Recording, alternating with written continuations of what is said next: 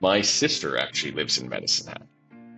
And so when I travel around to different places, I always keep an eye out for communities I think would need housing and our specific type of housing. And when I've come to visit her on multiple occasions, Medicine Hat fit that bill. So I've been looking around the city for probably 2 years, for an appropriate place to put a project. And that's where we landed on Ranchlands eventually here. Bring Back the Porch Real Estate Edition, brought to you by Brittany Streifel and Bernie Leahy. Let's get you home. Hey, everybody. We're starting out today in our podcast on December 10th.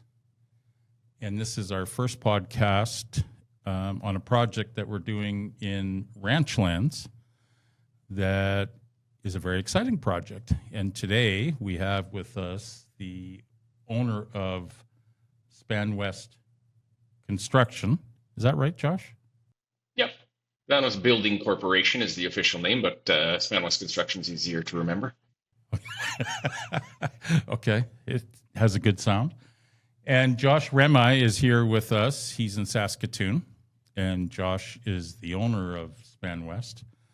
And we're going to have many podcasts over the next couple of years, hopefully, about the project.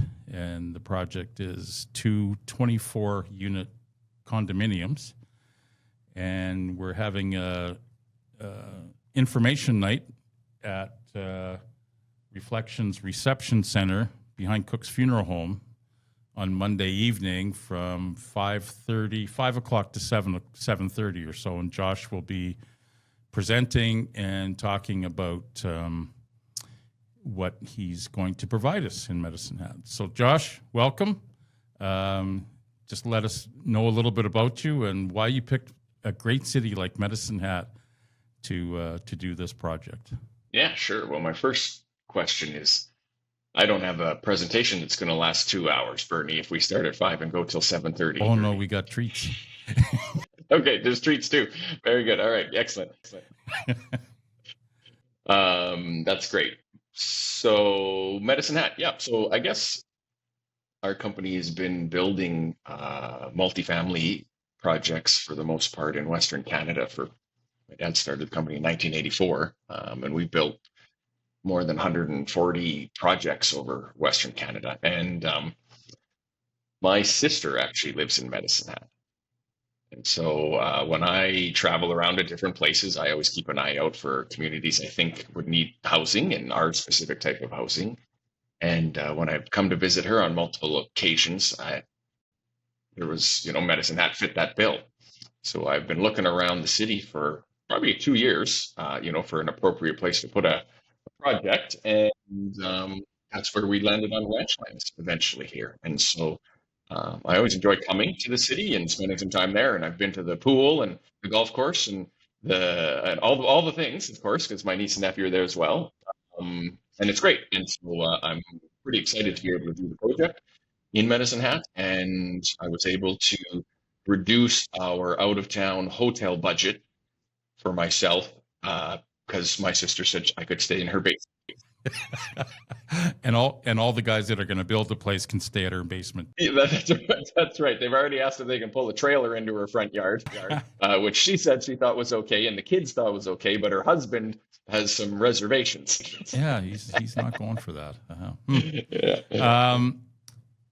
So this project is quite exciting because in Medicine Hat, we haven't had a project like this, condos, for a long time.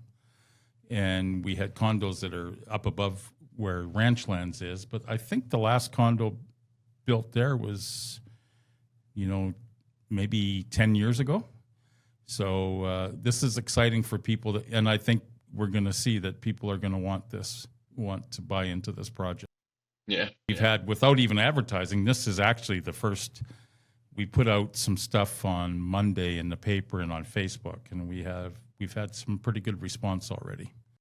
That's great. Yeah. I'm not surprised when I was doing my research, I think it was 2013, I'm pretty sure it was the last building, so more than 10 years ago. And lots has changed since in the construction industry and technology and efficiencies and all those sorts of things in the last 12 years. So this will be a project that has many things in it that are not available in other locations in Medicine, not just because of the age of other buildings. That's one of the exciting parts, Josh. And with, as I said to you before, we're gonna do quite a few drone shots, and because you have the way that you build it with respect to sound and things like that. So, and I'm sure you'll talk about that on Monday night. But yeah, there's a lot of good. And I did go up to Brooks about a year ago. Josh has a couple of buildings up there, and the quality of everything is great, is top notch. So, I mean, it's hard for people here to be able to kind of buy into it sometimes because it's not built yet. But there is an hour away. We could certainly go and have a look at the quality, and I'm sure that's something that we could probably think about down the road. Yeah, for sure. Yeah, absolutely. Do a little tour. We only have one unit left there in the first phase, so it's limited on what we can, different types of units, but it certainly give you a feel for the quality and the finishing and all of that kind of stuff. Yeah. Yep. Now, some of the we'll talk about this on Monday for sure, but there's no age restriction in these units. Is that right? That's correct. Yeah. So this is what I would consider an adult-oriented building. The amenities and the design of it are going to lead most people to be an adult, but it does not have an actual legal age restriction in it. But from our experience, we're going to have the two ends of the spectrum here. You're going to have the people that are downsizing from their homes or looking to do some traveling in the winter months or whenever and want a more easy lifestyle.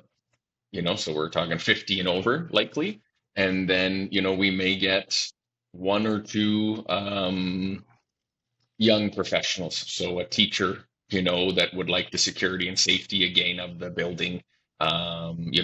Sometimes a RCMP officer that's moved to town, is also looking for a simpler lifestyle. And that's generally the two types that we end up in the building. So it does lend itself to be an adult-oriented building. And there is the main floor is the parking, and everybody would get one inside parking stall. And that's right. If they wanted something outside, is there one stall per unit outside? The way we've got it, yeah. So we've got it set up so everybody's getting an inside stall. It's included in the price that you've got there on your price sheet. And the idea is we try to include everything. So all the parking and granite countertops and air conditioners and everything, in the price as opposed to nickel and dime everybody to death. So something to keep in mind. And then we do have a couple of other parking options. So on the site, you're going to get included your indoor heated spot. And then if you want a second spot outside with like a car plug, you can get one of those. And then we also have a larger exterior garage. And so there's about 6 units, 6 spots in this outside garage. And, a typical scenario is a couple is going to move in. They have 2 cars. One of them's an F-350. And he needs, he needs a little more room for his second car. And so that's why we built that outside garage. Yeah. So there's, we can handle some big cars. That being said, you can put a half ton in the underground parking. That's not unreasonable. But if you got 2 vehicles, it's sometimes nice to have a second spot. Yeah. And there's 6 of those garages. Yeah, that's right. Yeah, as many as we could put on there. First come, first serve for the garages. Yeah. Okay. And then when somebody's interested in these condos, they can, they can put down an initial deposit, and then they can do their due diligence and make sure that they're happy with the condo bylaws and all of that stuff. And then once they're okay to carry on, then they would have, they would fill out the big contract where they would sign on the dotted line and say, yes, I'm prepared to go with this. And then that deposit would increase to however much we select for the deposit. Or do we know about the deposit yet? Yeah, you're bang on. Yep, I can run through that. So if you come to the information session and you're like, yeah, I'm pretty interested in this, we're going to look to you to give us a $5,000 refundable deposit, and we'll then temporarily put your name on 207 or 405 or whatever you're kind of interested in. We'll have the sales contract, the bylaws, all the different legal paperwork that you can go through, the floor plans. You can chat with our people here as far as floor plan layout and that kind of things. And then maybe about 10 days later, we're going to say, okay, well, you either got to bring the books and the information back, or you're going to keep it, up to you. And basically at that point, we're going to ask everybody who's said, yeah, I'm serious. I want to carry on. I want to buy 207. Then we're looking for a 10% deposit. That deposit is still refundable until we've got the green light from the city and the planners to actually go ahead. So like an actual permit. So if there's some reason that the project doesn't happen, and we don't get a permit, now we should get a permit. It's a regular course, but it does take some time. Then we get your money back. And once we kind of get our permit, then we say, okay, this deposit now turns from a refundable deposit into a non-refundable deposit. The project is going ahead, shovels are in the ground, and that's actually all we need from people until they move in. So it's a decent sized deposit at the beginning, as I don't want people to leave me halfway through the project. But in the big picture of things, we also don't need any more financing money until you actually move in. So there's not another round of money we'll be looking for from people. So that's a little bit different than how other people do it as well. And then we'll get from your office, we'll get some samples that will come to Medicine Hat. We'll have a place probably up in my office where people can come and look at some samples of some cabinets and flooring and some other stuff as well. Yeah. So how we kind of work that is, you're exactly right. We'll have some sample boards put together, and I should have them for our meeting next week. And then included also in the purchase price of the home is like a meeting with an interior decorator on our staff. And so we'll get Amy to meet up with everybody and go through the selections. And so she sort of got her 5 mood boards, as I call them, to start from. And then people have a pretty good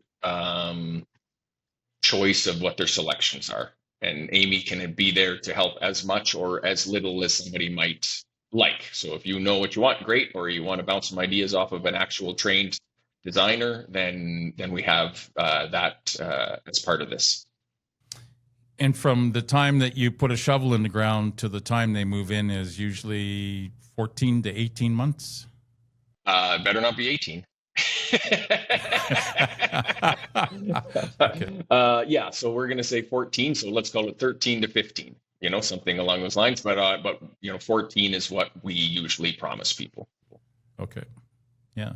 And then on the site as well, there's potentially going to be room for 12,000 square feet of commercial, which would be what we're working on now, which would be probably medical if it works out. So it would be nothing that would detract from the property at all. But down the road, probably within 6 months, I think we can probably have some really good things put together there. Yeah, it could be a nice build out of that little area with a little strip mall against the main street, which offers a little buffer as well, and then the condos down closer to the river and the river views. So I think that it works nicely. Yeah, no, it's a good project. So we're very excited about it. I wasn't really well prepared today because, of course, I was out, putting that sign up, getting yelled at by some very nice people. So it was actually pretty good that people were excited to see the signs go up. And if we have time on Monday, we'll drive down there and have a look at it. Mm-hmm. And we're excited about Monday night. We're just working on the some of the stuff on how we can live stream it and so that people that are away can see it and talk to us and send us messages. So, yeah, this is our first podcast, many more to come, and excited about showing people the different construction methods that are going to be used that were not used in anything that we have in Medicine Hat now. Yeah, I really like talking about that. Yeah, exactly. And the the motion sensors on the energy efficiency of the building and the boiler system and all of this technology that has come along, that just makes a really comfortable, neat building. Oh yeah, no, I didn't know anything. Yeah, that's all really good stuff, and people will enjoy to hear about it. Join us for a Meet the Builder and info session at the Reflections Building at 937 13th Street Southwest on December 15th from 5 p.m. to 7:30 p.m. Josh will make his presentation at 6 o'clock. Let us know if you're coming.